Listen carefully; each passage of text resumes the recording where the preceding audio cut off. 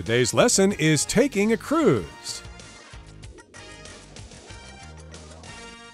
Hi, everybody. My name is Roger. And I'm Mike. And today we're going to be taking a cruise. Now, remember, earlier this month we traveled to Vienna, Austria, where it's kind of cold and snowy, but there are lots of things to see and do there. But maybe you'd rather take a cruise. And Taiwan, of course, is a port of call for various cruise ships. You have to go to Keelung or Kaohsiung to get on a cruise ship there, but they offer cruises to various parts of Asia here, and that might be a good choice for vacation in February, especially if the cruise goes down to, say, the Philippines or Singapore or whatever. So here Joe is consulting with a travel agent trying to arrange a cruise. There you go. A cruise, well, to cruise is just kind of to travel in a relaxed kind of comfortable way.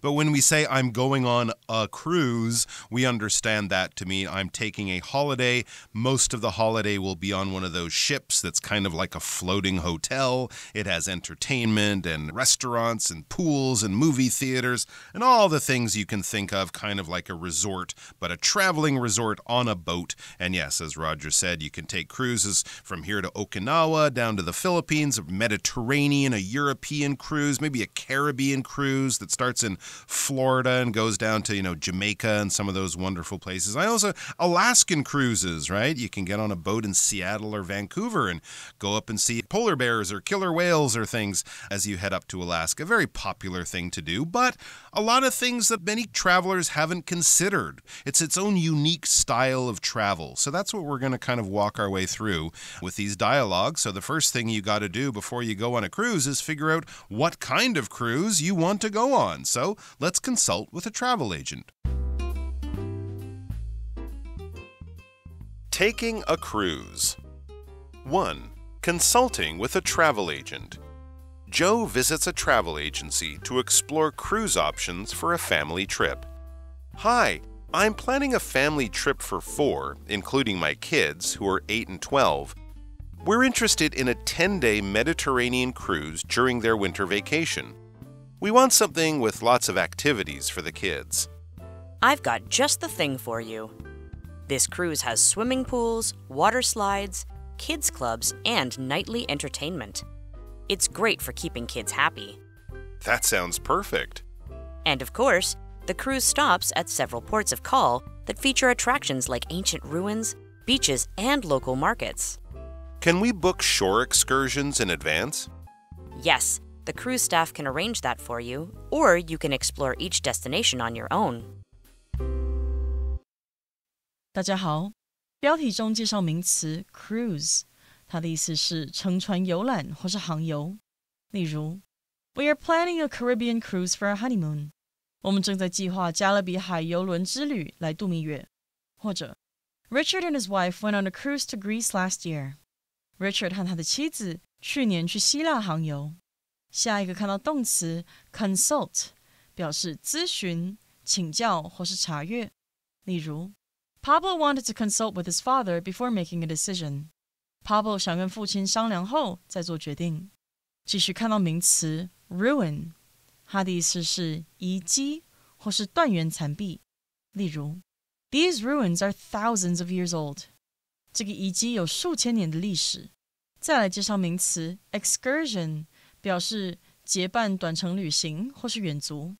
可以说 This morning, we went on an excursion to the coast. 今天早上我们去海岸边短程旅行。又或者说 Last weekend, we went on an excursion into the mountains. 上周末我们去爬山远足。另外补充这个字的同义词 outing, O-U-T-I-N-G, outing. 造个句子Our family went on an outing to the beach over the weekend. 我们一家人在周末去了一趟海边远足。另外一句 An outing to the forest is a great way to relax and enjoy nature. 一趟森林的短程旅行是放松并享受自然的好方法。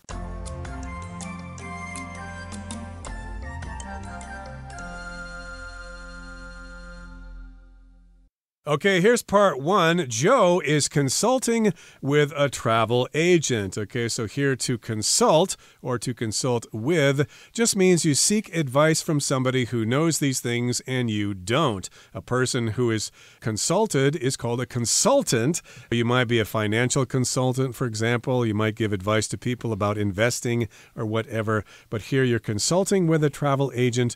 You could also just consult a travel agent. You don't necessarily have to have the word with there, but here Joe is talking with that person and he visits a travel agency to explore cruise options for a family trip. And as Mike said earlier, there are lots of choices you may have of destinations, the kind of boat, the amount of time you spend on the boat, the kind of room you have. So yeah, he's checking out the options for a family trip. He's going to take his family with him. All right, so Joe begins. He is our holiday taker. He's the guy who wants to go on the cruise. He says, "Hi, I'm planning a family trip for 4, including my kids who are 8 and 12. Okay, this is all very important information.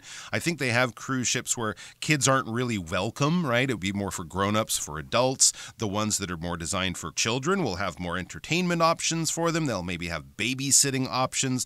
They'll have classes that your kids can take. So, it all really depends on who you are and what you're looking for from your holiday. So letting them know that you have young kids will definitely allow them to give you more options that will be attractive to the young kids so they're not just bored on a boat with a bunch of adults. It says, we're interested in a 10-day Mediterranean cruise during their winter vacation. Again, really good information. How long is it? That will, of course, really change the total cost. And where? The Mediterranean cruise. So, okay, we'll be starting maybe in Italy, going over to Greece, maybe stopping off in Egypt or somewhere like that. We're in the Mediterranean Sea, that sea that separates, of course, Europe from Africa, during the winter vacation. And he says, we want something with lots of activities for the kids. We don't want our kids to go, I'm bored while we're on this cruise. So we want things that they will do. I mean, even Disney has its own cruise line. Those types of cruises would definitely be geared and focused more towards kids. Yep, lots of activities for the kids, classes they can take, for example, sure. Maybe with arts and crafts, maybe a magician performance, a playroom and things like that. They'll have lots of activities. Food that they'll like too, so they don't have to eat all the grown-up food and stuff like that. Lots of sweets and things like that. And here's what the travel agent says. Well, I've got just the thing for you, okay? So I understand your requirements for your vacation. I've got an offer for you. I've got something you might be interested in. This cruise has swimming pools, water slides, kids clubs, and nightly entertainment. It's great for keeping kids happy. So this particular cruise has lots of activities for the kids. Of course, kids like to swim, so there are swimming pools. And then, of course, you have water slides. In a water park, perhaps, you go down this slide with water, and it's a lot of fun. It's very exciting, very exhilarating. And there are also kids clubs, which offer various activities for kids. And there's nightly entertainment. So there might be movies, maybe a play, maybe a magician, maybe an acrobat or whatever. They'll keep the kids entertained. They won't say, oh, this is so boring. When can we go home? In this particular case, it will keep those kids happy and they will feel engaged. And Joe says, that sounds perfect. So that sounds exactly like the thing we're looking for. The travel agent then goes on to say, and of course, the cruise stops at several ports of call that feature attractions like ancient ruins, beaches, and local markets. Yeah, this will be another thing that could change depending on the cruise, how many ports of call you stop at. Cruise ships, of course, have to stop periodically to get more fuel and get more food and things like that. But they'll also have these ports of call where maybe for a few hours during the day as they refill the ship with whatever they're stopping for, during that time, the passengers can get off the cruise ship and have local tours. So they can actually walk on dry land, go to local markets, do a bit of local sightseeing, maybe have little trips so they can do some snorkeling or whatever. It might be an appealing feature of that island or that destination. So that's what we mean by a port of call, just a place that you'll stop that will often have little day trips. And it says they feature attractions like ancient ruins, beaches, and local markets, the exact type of thing you would expect. Since it's the Mediterranean, ancient ruins, yes, definitely sounds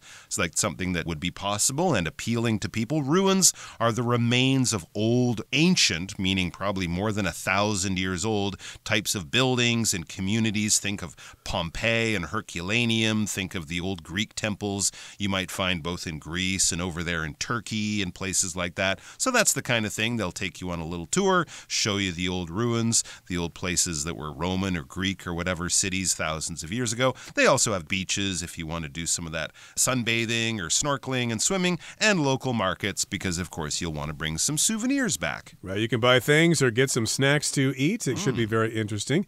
And Joe's got another question here.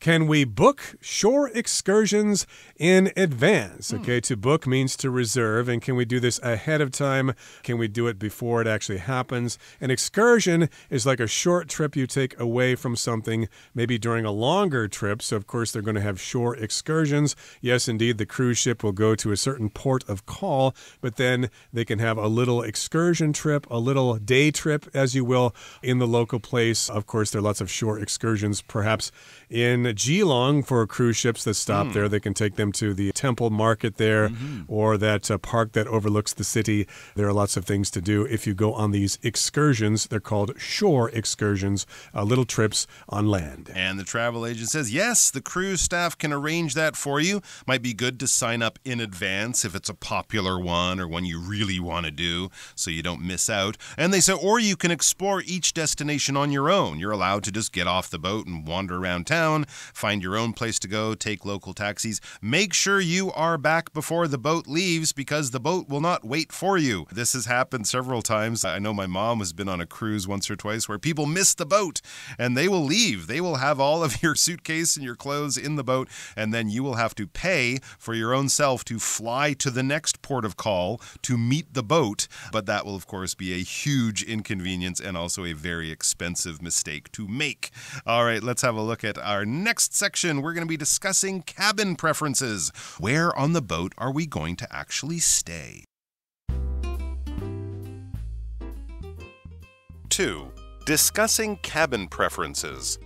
Joe and the agent discuss Joe's preferences for cabin types. Have you thought about what type of cabin you'd prefer? I don't know much about the options. Could you explain them? Of course. Interior cabins are the most budget-friendly but have no windows. Ocean view cabins offer a window, while balcony cabins provide great views with a private outdoor space. Finally, suites offer even more space and luxury. I'm a bit worried about seasickness. Is that a relevant factor? Yes, in that case, a midship cabin on a lower deck would probably be best.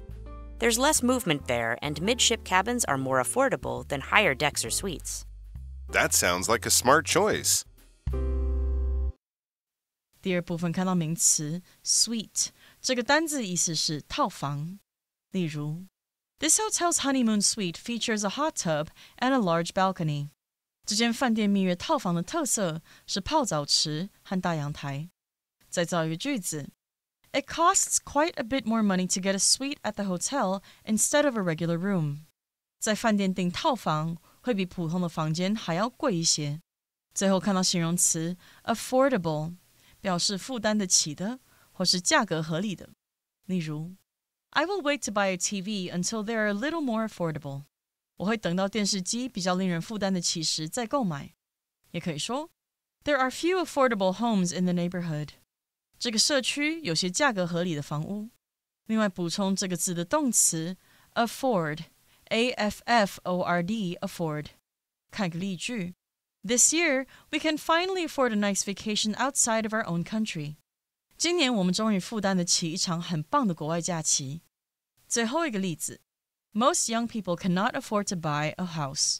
大多数年轻人都买不起房子。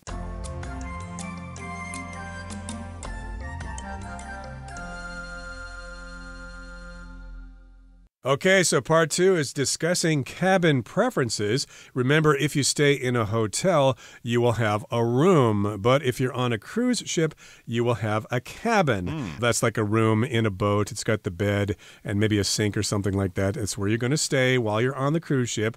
And Joe and the agent discussed Joe's preferences for cabin types. What kind of cabin would you like? A single, a double? Would you like a sea view? Or would you mind not having a view or a window? And the travel agent says, well, have you thought about what type of cabin you'd prefer? So you can reserve a cabin ahead of time. And of course, the more desirable ones, of course, will have a private balcony overlooking the water, so that will cost more money. But if you're on a budget, you might take a cabin that doesn't have a window, that's in the interior of the ship. Exactly. And there can be a big difference in price in these cabins. So it is definitely something you want to consider when you're talking about the total cost. Joe says, I don't know much about the options. Could you explain them to me? Having never gone on a cruise, he doesn't know exactly what kind of decisions or what things to think about before he makes his decision. So the travel agent says, of course, yeah, very common question because it is a big thing to decide. The travel agent says interior, so cabins on the inside of the boat, in the actual structure of the boat. And remember, these boats are big. So the interior cabins are the most budget friendly, in other words, cheapest, but have no windows. You're basically on the inside of the boat, so you'll have a normal cabin, but you won't have a window. A lot of people would say, well, I'm not going to spend a lot of time in my cabin. I'm going to be doing all the fun stuff on the boat. So that doesn't bother me, but other people might want to have some daylight, sunlight coming in. Then they have ocean view cabins, offer a window. So they have an ocean view. Of course, you'll need a window. While balcony cabins provide great views with a private outdoor space. So ocean view cabins will just have a window. You might not even be able to open that window. The balcony cabins would be kind of like a hotel with a balcony. There'll be a door. There'll be a small outside area with a couple of chairs there. You can sit out there. If it's an Alaskan cruise in the wintertime, you might not want to pay for that because it'll be cold and windy out there. So these are things to think about. Finally, the travel agent says suites offer even more space and luxury. Suites are things we also find in hotels. Notice it's not a suite cabin, it's just a suite. The same way we don't say a suite room, it's a suite in a hotel. That just means a multi-room room, basically a multi-room space for you. Suites in a hotel won't just be the bedroom, living area, and the bathroom. They might have a living room area separate from the bedroom. They might even have a dining room area, a really large hotel room that's almost like a small apartment. More space and luxury, but maybe 4 or 5, even more times the price of one of the cheaper interior cabins. Well, a suite might be appropriate for him because he's traveling with his family. They might need a couple of rooms. Maybe one room for the kids and then a room for him and his wife. And Joe says, I'm a bit worried about seasickness. Is that a relevant factor? Now, some people suffer from something called motion sickness. If you get sick in the car, we call that car sickness. If you get sick while you're in a plane, that's air sickness because you're not quite used to the fact that the vehicle you're traveling in is moving around and you can't really see where it's going. So you might suffer from seasickness. I've had that happen to me before when I took a boat from Green Island to Orchid Island. It was on a very rough seas, and my goodness, I puked my guts out. I got so seasick. And so he's worried about that. Maybe his kids will get seasick or whatever. So is that a relevant factor? Is that something I need to worry about? Absolutely, yeah, because you don't want to spend your whole trip that you spent a lot of money on just feeling so ill you can't eat, you can't get out of bed. Seasickness can be really bad for some people. You will get used to it, but in a short 1 week or 10-day trip, maybe not that quickly. So is that a relevant factor? Is that something I should think about? Is that an important thing to consider?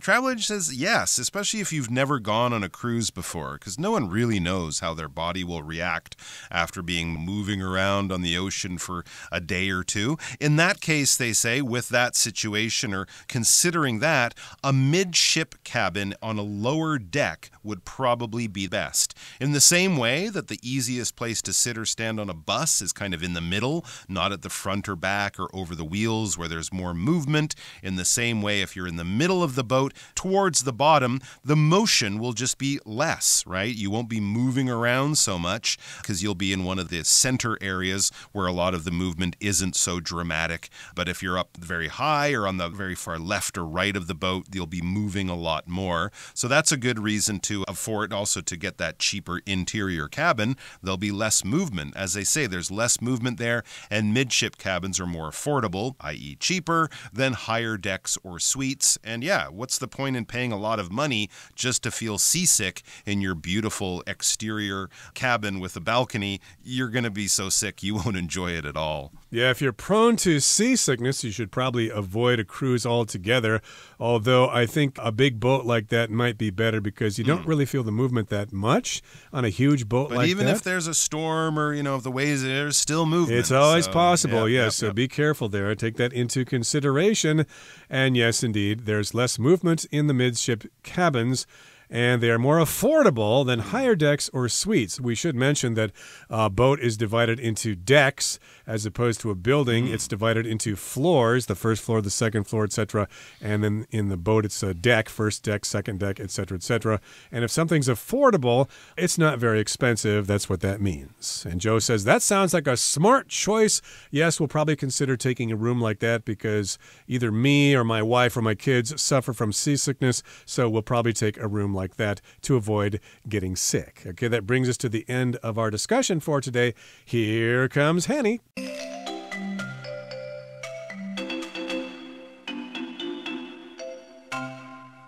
各位同学大家好，我是 Hanny。 我们来看今天的文法重点。在课文第一部分的对话里，旅行社专员向 Joe 推荐一个非常适合他们家庭旅行的邮轮之旅。 Joe 就有提问说，能不能提前预定岸上的观光行程？那文中用到 shore excursions 来指岸上观光行程。那么 excursion 这个名词，它就表示结伴的短程旅行或者是远足的意思。我们这边来学它的字首字根，看到 COUR 或者是 CUR 这一类的字根表示跑、流动或是运转，其他拼法还有 COURS、CURR 或者是 CURS。那么在 excursion 这个字当中，它的字首 EX 表示向外，字根 CUR 表示跑。SION 是名词字尾，往外跑应该很容易联想到 excursion， 它有远足、短程旅行的意思。我们顺便补充几个有这一类字根的单字。第一个是 concur， CONCUR， 那它的字首 CON 表示一起，字根 CUR 表示运转或是跑。一起跑来应该可以联想到 concur， 它有同时发生的意思。那它还可以指同意、赞成、意见一致，是比较正式的用字。第二个补充的是 recur，RECUR， 那它的字首 RE 表示 back 或是 again， 就有返回再度的意思。CUR 表示 run 跑，那可以用一再的跑回来去联想到 recur， 它有再次发生、反复出现或是复发的意思。课文第二部分的对话是在讨论对仓房类型的偏好。旅行社专员问 Joe，Have you thought about what type of cabin you'd prefer？你有想过你比较喜欢哪一种仓房吗？那么动词 prefer 就表示更喜欢、偏好。我们这边来整理 prefer 的用法。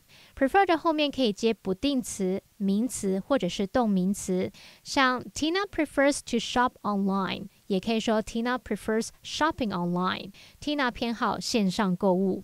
那现在如果我们要去比较两者的偏好，表达说比较喜欢什么而非什么，更喜欢什么胜过了什么，那这时候有几个常见的句型可以学起来。第一个可以用 prefer A to B 或是 prefer A over B， 那这个句型里面的 A、B 必须使用名词或动名词。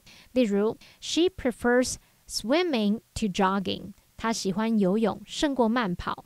第二个可以用到 prefer to 原形动词 rather than 原形动词，例如 I prefer to read books rather than watch TV， 我比较喜欢看书而不是看电视。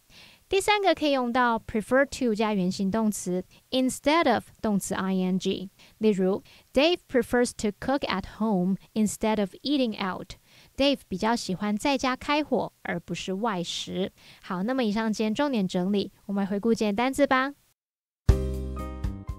Cruise. Bill went on a weekend cruise to relax after a busy week. Consult. I need to consult with my manager before approving this request. Ruin. The ancient ruins of the castle still attract many tourists every year. Preference. Molly's preference for classical music is well known among her friends. Suite.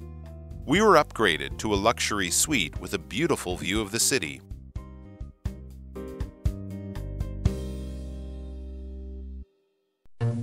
Well, that brings us to the end of another edition of our program, and please make sure you join us again next time. From all of us here, I am Roger. I am Mike. See you next time.